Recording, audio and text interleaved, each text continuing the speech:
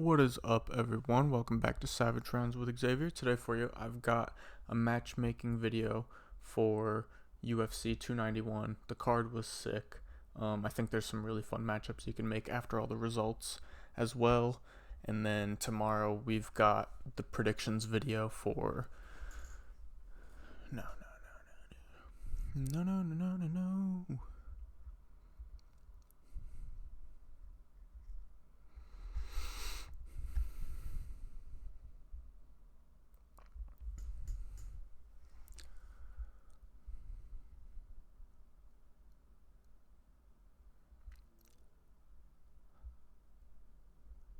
What's up, guys? Welcome back to Savage Rounds with Xavier. Today for you, I've got a matchmaking video for UFC 291, Justin Gaethje versus Dustin Poirier 2. This card was sick, top to bottom. There's only two decisions on the whole night, a lot of sick finishes, and these are the guys we're doing matchups for. We've got Jake Matthews, Uros Medic, Roman Kopylov, Gabriel Bonfim, Kevin Holland, Bobby Green, Derek Lewis, Jan Blachowicz, Alex Pereira, Dustin Poirier, and Justin Gaethje. We will start it off with Jake Matthews, like I said. So he had, actually, let me open that up so I have it. He had the short notice victory over Darius Flowers. He got a second round submission. I can't remember who he was supposed to be fighting, but it was definitely an opponent with better circumstances, obviously, because it was short notice for Darius Flowers and up a weight class. Another guy who fought on this card, and I actually mentioned when saying I was making matchups, he got a victory on this card versus Matthew Semmelsberger, third round, comeback KO, Uros Medic. I think this would be a really fun matchup. Most of it would definitely take place on the feet unless Jake Matthews decided to take it to the ground. But on the feet, this could be some really fun striking. Obviously, Uros Medic looks pretty good up at 170. He encountered a little bit of pushback from Matt Semmelsberger, obviously. But with a guy with power like that, obviously, if he connects with your chin, there's always the chance he's going to hurt you. But he was able to come back and fight through it well, getting that third round stoppage. And I think they're kind of, I'd say, around the same spot in the division at the moment. Medic, let me see. So he's got obviously one win at 170 now, and then he's 2-1 at 155. He's on a 2-fight win streak right now. All his finishes are not, or all his victories are knockouts. So I think he's in a decent spot right now. Jake Matthews lost his last fight before this to Matt Semmelsberger.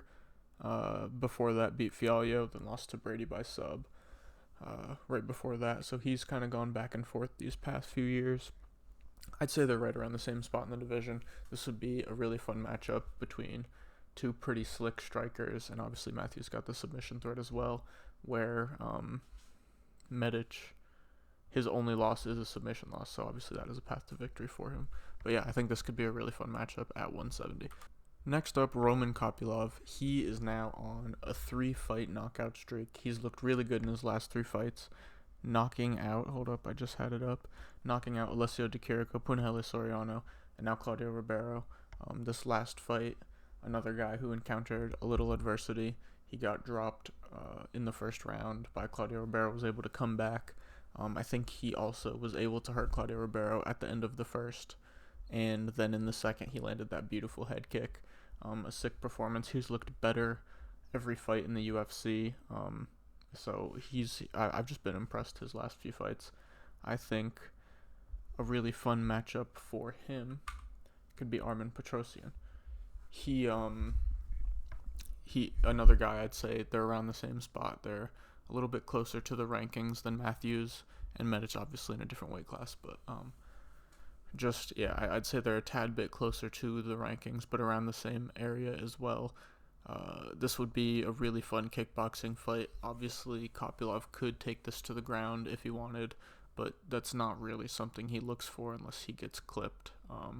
But he could work it. It would be a spot where he would have an advantage, but obviously on the feet, another fight where the kickboxing would be super fun, and both guys are really dangerous and could knock each other out. So I think this is another fun fight. Some contenders up and coming, and yeah, a banger for sure at 185.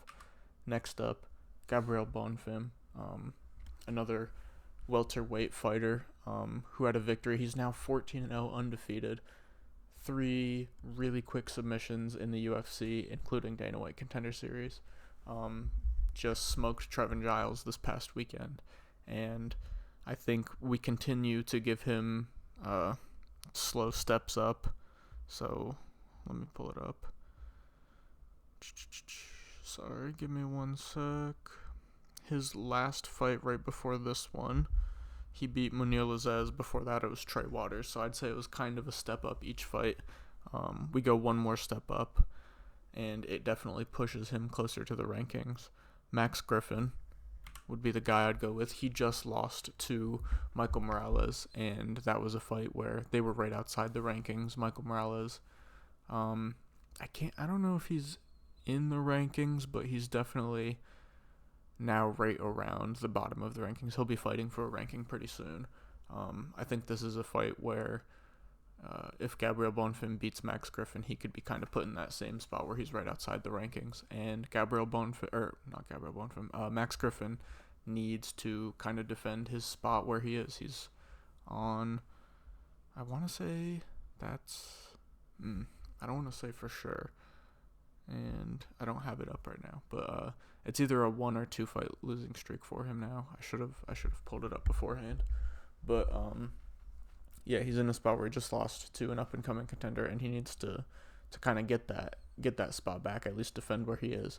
So a win against an up and coming prospect would be good for him, and it would be a great win for Bonfim, another good guy on his resume, and getting him closer to the rankings, which I think is what we all want to see considering how good he's looked. And a step up, it would just be interesting to see if he could continue to tear through these guys, continuing to take a step up in difficulty of opponent each time as well.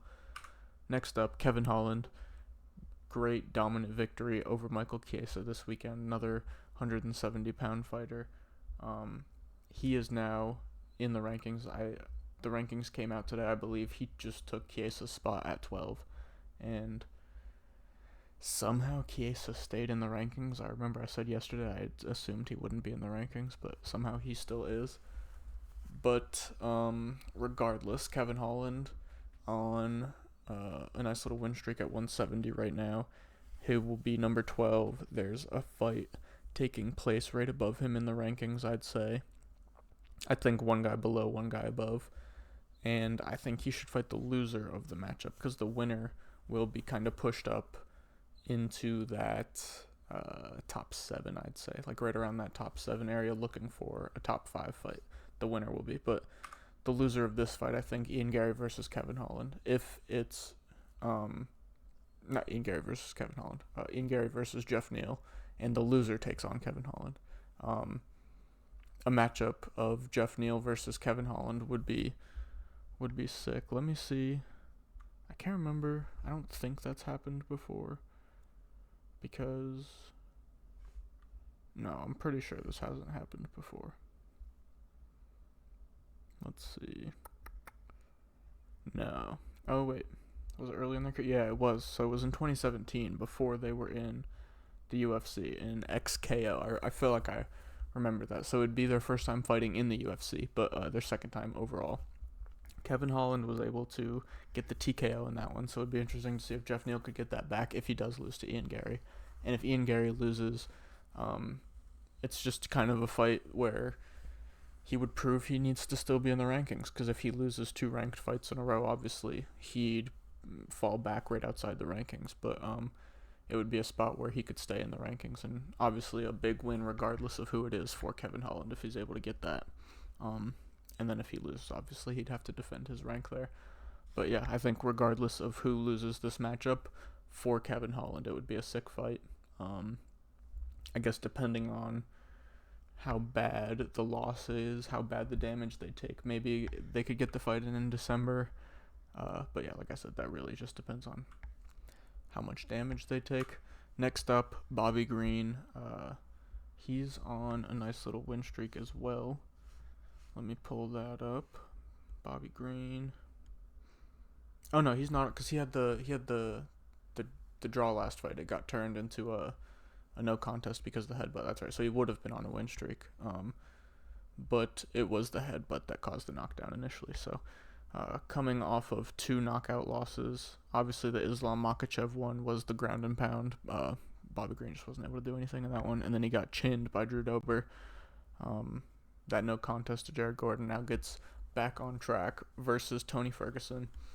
I'd say he's up right around the rankings, not quite in them. I'd say he's in that like 20 to 25 range, and he could fight anywhere from right outside 15 to 30, I'd say, and a guy in and around that spot, and could produce a really fun fight here would be Alex Hernandez. Obviously, he would try and work the wrestling.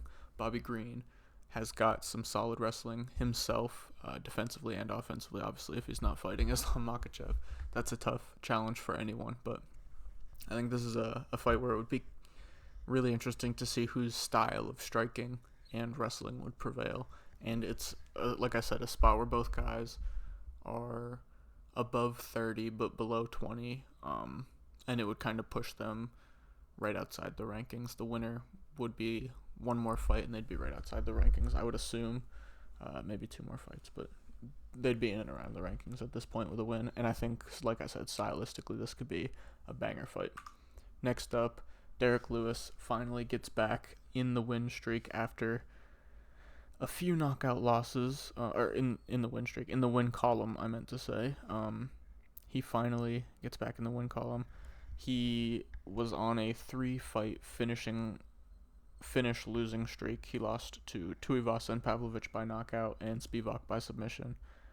Then he comes out and throws the spectacular flying knee and is able to grind and pound Marcos Rogerio de Lima to get him out of there. All under 30 seconds. Sick fight, and he is now still in the rankings. I think if he had lost here, he would have been pushed out of the rankings, but this keeps him in the rankings. And another guy, I don't know. Let me see. This is one I should have pulled up for sure.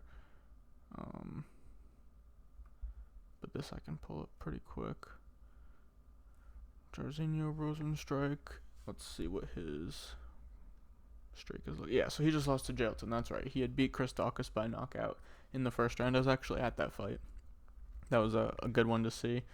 It was a 20-second knockout, and then he lost in the first round by submission to Jailton Almeida. That was pretty recently, so didn't take too much damage, but needs to get back in the win column. And Derek Lewis is looking. Oh, I didn't even put him up. Jairzinho Rosenstrike. And Derek Lewis is looking to kind of continue and build upon this first win back. So I think this would be a fun fight. Obviously, it'd be first guy to land wins. Neither of these guys are going to shoot. They're both throwing big bombs. They both know the power, so it could be a little slow at first until somebody makes a move, but I think one of them would definitely end up going out pretty quickly. Next up, Jan Blachowicz. He's kind of in a weird spot. I did have him in my losers category. Just because he lost a title eliminator and being 40 years old, that's tough. But to kind of get him back, or the fight where he could get back in the win column, I had, after Johnny Walker's win, I had him versus Jan Blachowicz. Then this matchup with Pereira came up, and Blachowicz loses. I picked Johnny Walker. Then today, Johnny Walker gets the matchup versus Ankalaev, so obviously I had to change that, and this felt like the obvious one, the rematch here, Nikita Krylov versus Jan Blachowicz 2. Jan Blachowicz submitted Nikita Krylov in the first matchup between these two, so if these guys rematched, it would be interesting to see who came out on top this time. Obviously, both guys have more experience now. I think it was back in 2017. I'm not 100% sure. This one I can pull up pretty quick because I have the Gaethje card right here. Jan Blachowicz, let's see, last time he fought Nikita Krylov. 2018, so not quite 2017. But yeah, he won by submission in the second. So yeah, Nikita Krylov moving up the rankings right now, looking pretty good recently, and obviously Polish Power needs to get back in the win column and probably try and streak one last time for that title, I would assume. Who knows how many he's got left in him at this point. He's 40 years old, like I said. So, yeah, regardless, I think this is the matchup to make next for these two guys. Next up, this one's obvious. Alex Pereira. Poatan wins the title eliminator at 205 pounds, his 205 debut in the UFC. And it's obvious he's got to fight Jiri Prochazka for the title. I could not be more excited for this fight. This one's going to be a banger. Two really different styles of striking, and I think both guys could cause problems for each other. Obviously, both guys have big power. Jiri coming off of a big injury, so it'll be interesting to see if that's affected him in any way, if he comes back 100%. Obviously, you'd hope he does, so this fight would be at its peak insane. But yeah, this one was obviously for the vacant belt. Jiri, the original champ, he never lost the belt. I think he comes back, and obviously my opinion may change as we get closer to the fight because I'll watch some more tape and stuff. But right now, I think Jiri gets his belt back. Moving on, main event of the night, we had Dustin Poirier versus Justin Gaethje 2. DP loses by Justin Gaethje head kick knockout in the second round. It was spectacular. Everybody thought knockout was possible. I don't think anybody pictured Justin Gaethje head kick though. Regardless, it's what happened.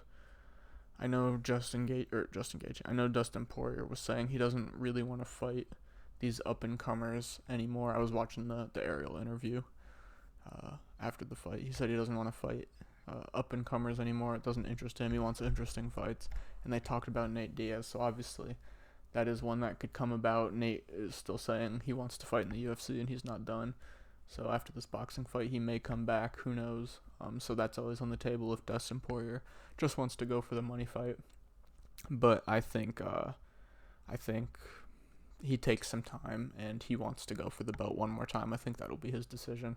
So I think he'll end up fighting the winner of this matchup. We've got Rafael Fiziev versus Mateusz Gamrot coming up pretty soon. This is a ridiculous fight. I love both these guys. A clash of styles for sure. Muay Thai versus grappler. But both guys, obviously Fiziev's got solid takedown defense, and Gamrot's got power on the feet. Not the most technical striking, but with power anything could happen. But so that fight's gonna be a banger, and I think Poirier should fight the winner. It would be up-and-comer versus a guy that's been in the top 5 for years at this point, fought all the best. So kind of be like new guard versus old guard. And I think it would be Dustin Poirier's last run at the belt. If he loses that fight, maybe he does do a few like big money fights. He goes back and does that Conor one. Maybe he fights Nate Diaz. Maybe he does something crazy up at 170, just like these big money fights. Who knows? But yeah, for now, I think this is what Justin Poirier should do. Lastly, like I said, the winner by insane, ridiculous head kick. I feel like it's quite obvious at this point. We've got Islam Makhachev versus Charles Oliveira coming up. Makhachev won the first fight by submission. I believe it was in the second round. Dominant fashion. I think he even dropped Charles. Charles didn't really look like himself in that fight. He wasn't able to get anything going. But he beats Beneil Dariush back in the title fight, and we're going to see the matchup again. So I think, obviously, if Charles wins this time, they'll run it back. There's a trilogy opportunity there, and it's with Islam Makhachev. So they will take that opportunity. But if Islam wins again and makes it 2-0, I think they run this Justin Gaethje versus Islam. If they do have to run the trilogy with Charles and Islam, which I'm not so sure they will have to, but if they do, these two guys are yapping on Twitter talking about signing the contract and signed, and I could knock this guy out with one punch. So maybe this happens, and obviously this would be a banger. The promotion would be sick, and obviously both guys do have one punch knockout power. It'd be interesting to see how McGregor comes back, and who knows, because he still could have the Chandler fight lined up pretty soon. We don't really know. They could just be talking on Twitter. But I think this one is definitely the more likely. But yeah, those are the 291 matchups. I think these are all the fights they should make for next. Their next fights, tomorrow I will have the UFC Nashville Corey Sandhagen versus Rob Font predictions and bets video up. This is going to be a fun card. There's some good matchups on here. Obviously, this main event's going to be great. It could have been Umar, but he had to pull out, unfortunately. Rob Font jumping in on short notice. Drop a like on this video, subscribe, and like I said, check back tomorrow for the predictions and bets video. Peace out.